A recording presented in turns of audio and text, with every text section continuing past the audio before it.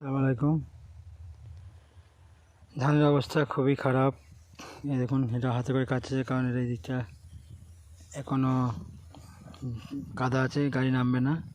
আর পরে একবারে মাটির সাথে মিশে গেছে ধান, কাটতে খুবই কষ্ট হচ্ছে।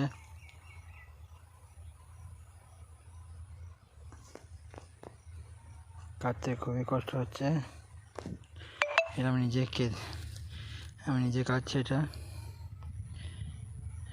এই দেখুন, কারণ হচ্ছে এই দিকটায় গাড়ি নামবে না, কাদা, জমিটা নরম আছে।